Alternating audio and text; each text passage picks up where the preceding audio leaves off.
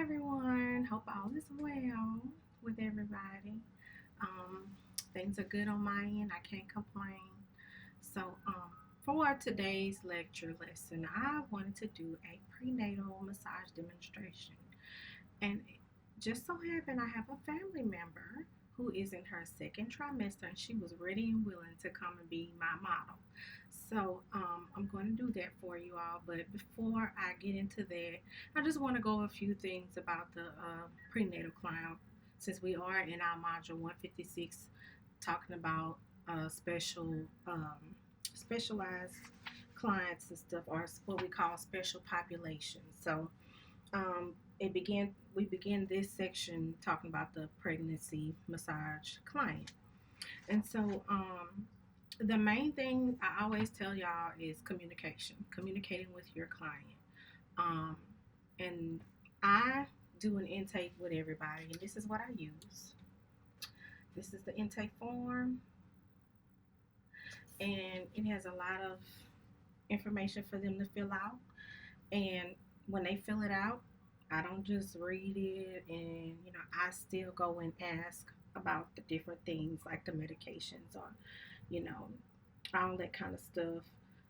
Particularly though for pregnant clients, I make sure that it's safe for them to get a massage, that there are no contraindications. Now, a while back when I was in school, I was taught do not touch a pregnant client during their first trimester. However, things have changed, research has changed, and it is safe for them to get a massage if everything is okay, if everything is managed and their doctor said it's okay, then that's fine. They can get a massage. Even in their first trimester, some women can they don't have a problem lying on their stomach, anything like that. So it's definitely about communicating with them, finding out about you know their if they're allergic to anything. Same thing we do with our regular clients, but I tend to go into like scents more with pregnant women as far as that goes because sometimes some scents can trigger some feelings and things and make them nauseated or something like that. And I recall a time when I was pregnant, I used to love plug-ins. Like I used to love them, but when I was pregnant, if I smelled it, everything was coming up. So I do try to make sure I go into the scents with my prenatal clients. So I before we get started, if they've never had a massage before, I do demonstrate how I want them to lie on the table. So I'm in my spa office, y'all. I haven't said that earlier, but I'm in my spa office and I kind of just made some adjustments in here for y'all to be able to see when she comes in. So right now I'm just talking to y'all, but in a minute I'm gonna get her and put her on the table. She already know how to get on the table. She's like I said, close family member. She gets massages often, so this is just like second nature for her. But um, so with your massage prenatal clients, you want to make sure they're very, very comfortable. So I use a lot of pillows. I use, I even use my headrest, depending on the client, um, in their comfortability, because some people this may be too much. But however, to some clients, they might need something soft or whatever. So I have this is I use a short pillow for the head, and then I use a longer pillow for them to rest their legs on. Now, some therapists and spas they have the long circular body pillows, and that's fine. Whatever works for you when you get out, what you can afford. I did what I can afford. This is a little assertive long body pillow, and it's comfortable. Everybody talk about how comfortable it is. So you're gonna see a lot of different things when you get out there and go work. Some people are gonna say, "Well, this is what we do," and you'll have that decision to make whenever you get out there. And if you decide to work on prenatals, um, I like working on pregnant women. Um, Honestly, that's like one of my favorites. I like helping the mommy to be to feel better because I understand. I have 3 kids, so I understand how it feels in that condition. And so I love making them feel relaxed and just, feeling better. So I do them. So like I said, as far as supplies, you want plenty of pillows. I was just getting different sizes for you to have, just because um, all women are all pregnant women, as we discuss with clients. All pregnant women are different. Some prefer this, some prefer that. I mean, if you have what you have, then that's what you have. I know in one particular place I worked, all they had was the long skinny pillow, and that's it. And then we had this to work with for the head. But I just, I prefer them being very, very comfortable. I just think about how I feel. So that's my choice. So, but you want to have pillows for them to straddle, put their legs on, and if need be, for them to put their head on. Um, Now, it depends on where they are. Some clients, you can do a regular Swedish massage that we do that's pregnant. You can do the same routine on them because they don't have a problem lying on their stomach. They don't have a problem on their back. They just fine. However, if they are in their second and third trimester, 9 times out of 10 they won't be able to do stomach, and then they'll have to do sideline. So what I do, I start them off on their left side, and that's where I spend most of the time. But I do turn them to the other side.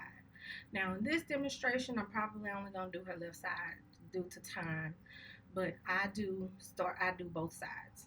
I do the left side, I turn them to the right side for a little bit, and then if they can lie on their back, you know how we turn the client over when we start off with the client prone and we turn them over supine. So with the pregnant client, we start off sideline. I do the other side, and then I turn them supine if they don't have a problem lying on their back. Now, if they do, you can make adjustments. You can put pillows under their sides, preferably like their right side. Depends. Some people are going to want it on their left. It depends on that person. I know what the book says, and then I tell you to stick to that for your NBLEX. However, every individual is different. So, whatever is comfortable, more comfortable for them. Because sometimes in my pregnancy, I was fine with laying on my right, but then if the baby moved over, then I didn't want to lay on that side. So it just depends on that individual. So everything we do is individualized, and it is tailored to that particular client. Okay, so just be open minded. Um, I feel like, as therapists, we must be open minded. We shouldn't go in and expect every client to do one little thing all the time, or one particular routine, or just get on board with it, because everybody's different. And I feel like if you want to be a great massage therapist, it takes working with individuals the way they want to be, and treating them the way they want to be treated. So that's what I do. I make sure I have plenty of pillows and things to that nature. Um, so communication, making sure they are okay, making sure they don't have any of the contraindications mentioned in the book in chapter 11. Um, I'm not going to go through all of that because it's there for you, and I expect you to read it and go over it. We do have a test on it, but just some of this is common sense, okay? However, um, if a client is swelling very, very bad, they have a lot of edema, and it's more like pitted edema. When you touch it and you move your finger, you can still see the print.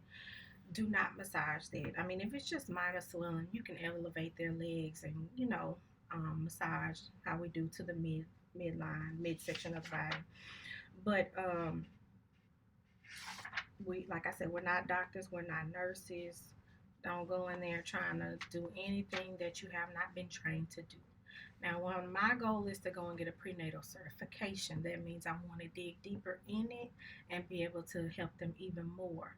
But even then, I'm not a nurse or a doctor, so I'm not going to try to do that job.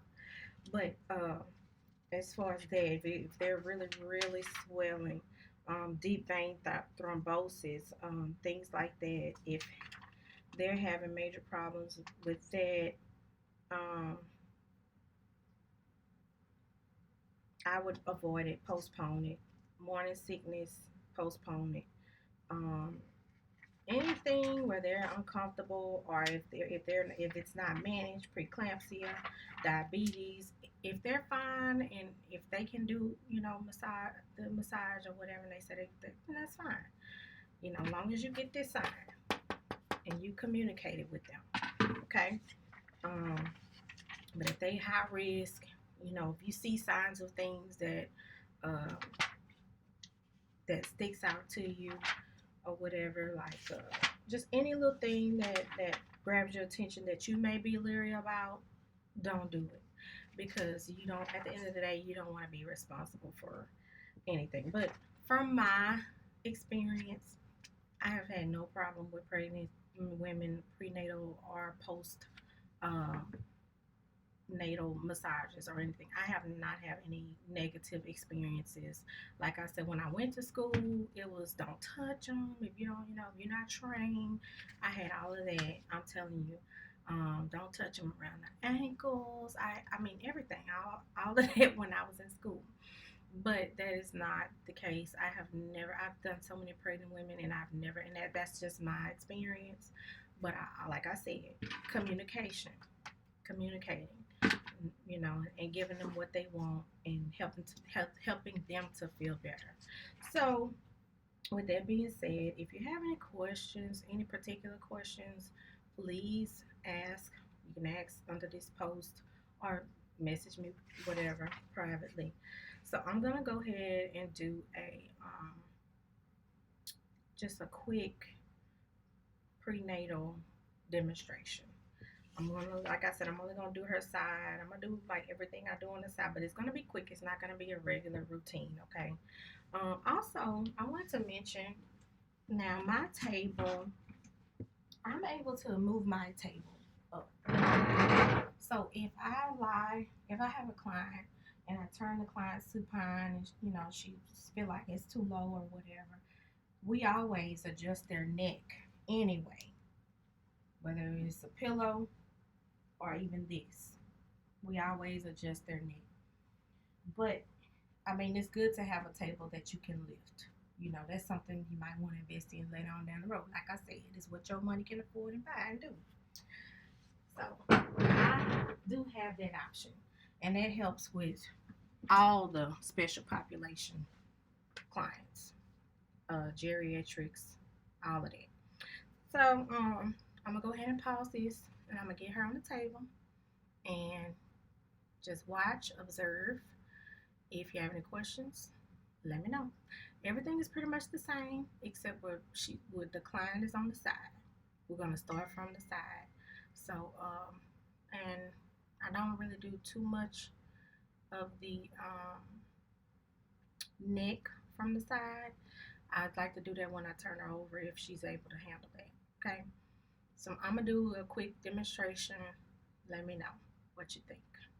Okay, so I got my little sister on the table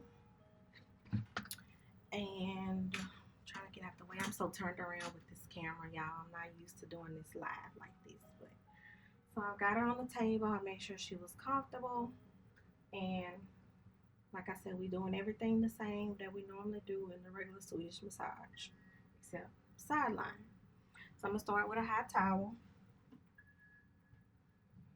as usual, and I also make sure she's close to the like at least 4 inches from the table to where she's comfortable and I'm comfortable.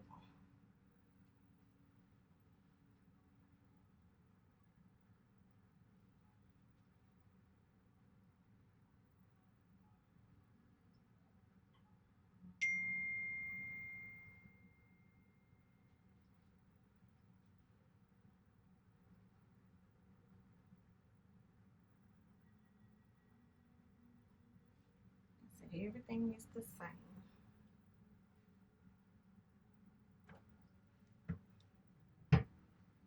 Now, some therapists stand. It's your choice. I sit. I work smarter, not harder.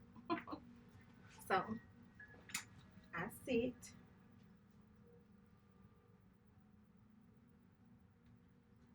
Yeah, I want to use too. It smells really, really good. I get a lot of feedback from it from my clients. Well, wrong way. Scoot over. It's a dragon fruit cream. And like I said, I always communicate, make sure nobody's allergic or anything like that. But I like it because it's a natural uh, scent cream as well.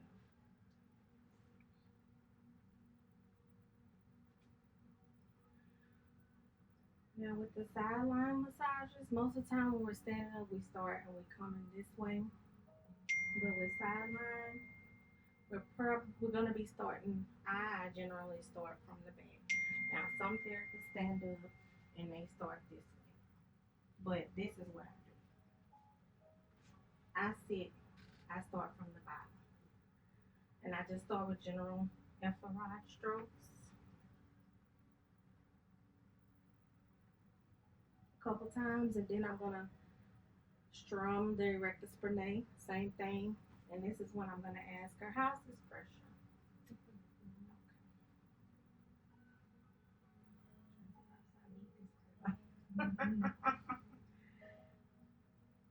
So if the pressure's fine, I'm gonna stick with that. And I'm kind of scooting over so y'all can see what I'm doing.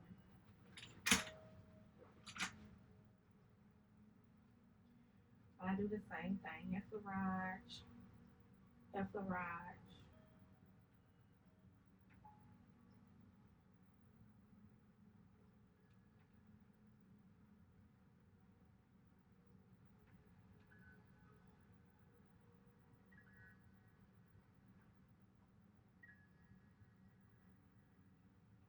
Now, when I do sideline, I'm actually working on this right side. Okay. If she's laying on her left side, I'm just whatever side she's on, I'm working the opposite side. Because what I do, that's why I like to turn her over so I can work the other side.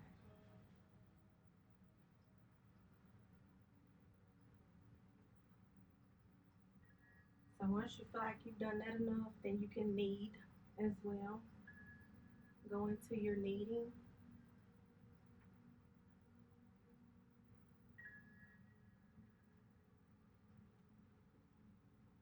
especially on the lower back. By the time they're in their third trimester, they're really loving the fact of getting massage on the lower back.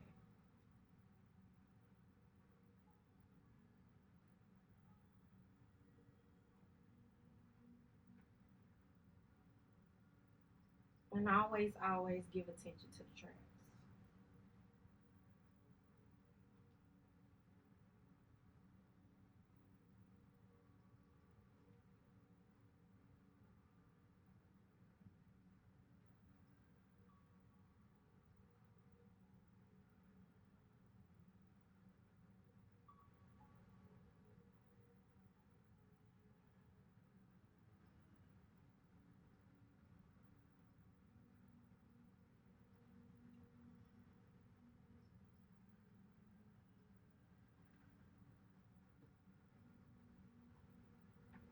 And although you see me sitting, you see me moving because I'm still using my body to give pressure.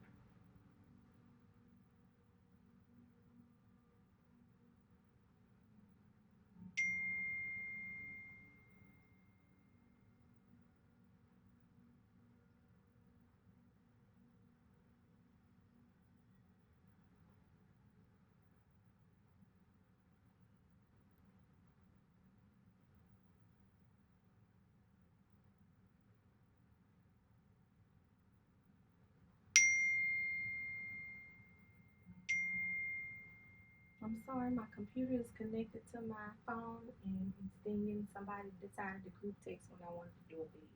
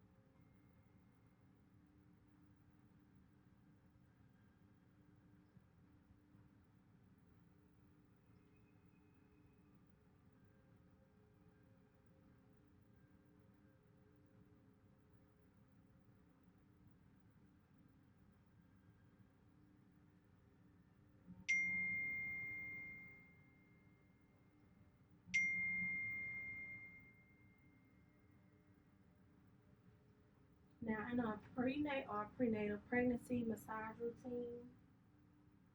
Um, the difference is I typically start on the side and then I switch to the other side, and then the last 30 minutes is when the client is supine. Everything on that side is done the same. But when you start, you're starting with the sideline, okay? So I'm gonna spend possibly, probably about 15 minutes on each side, and then turn her over, and then do the 30-minute routine. And everything on that side is the same.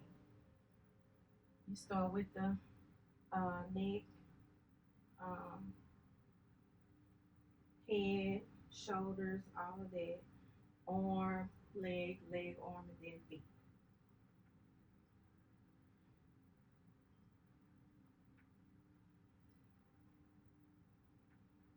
And starting here is sideline, and then a lot of times I let them choose what side they want to lie on first and start on. I tell them whatever side you start on, whatever side you want to lay on, and I tell them how to get on it and what to do. So the pregnancy massage routine would be um, the back, and then once I finish the back,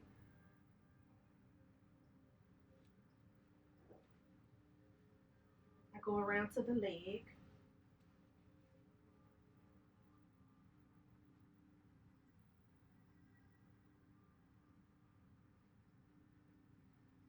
So it'll be back leg, and then you turn it to the other side. Do the back, the other side of the back, leg, and then you turn the client over to supine, and everything is the same as the regular Swedish massage. So I undrape her leg all the way like we normally do when the client is prone.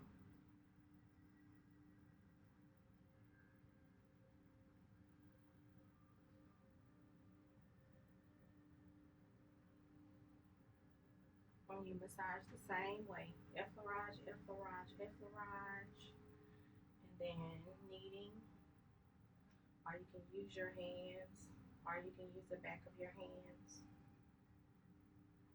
to knead the adductors and the hamstrings and the IT band.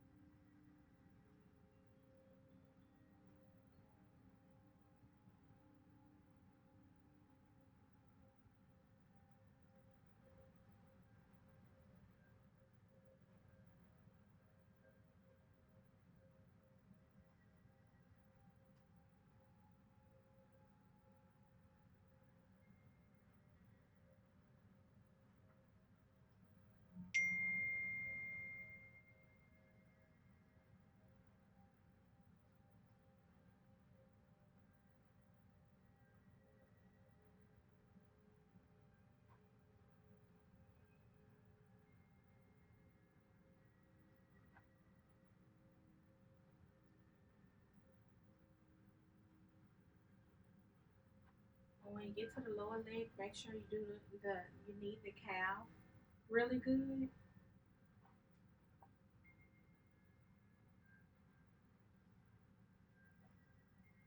if they can handle it.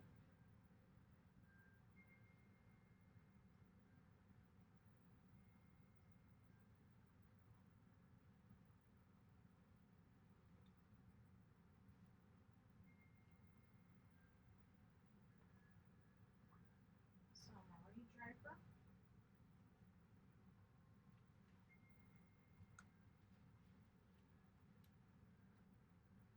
And then the next thing I do is turn it to the other side. But due to the time, like I said, we're just doing something short today. But due to the time, like I said, we're doing something really really short. But normally I turn it to her other side, and then I work the side the same way I just did. The other side of the back, and then the other leg, and then I turn her to her back. So when I do go to turn her to her back, I'm going to remove the pillow, the body pillow first.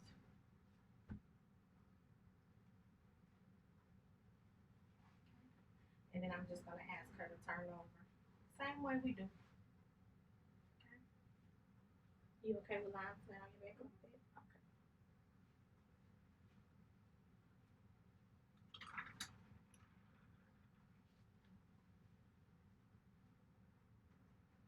And we're going to make sure we bolster her.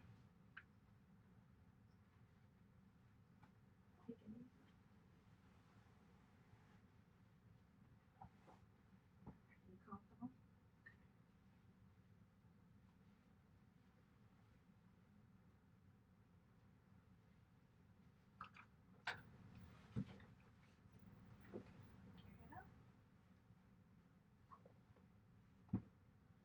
And now this is, I'm doing this as if we're at the end of the routine on the supine side.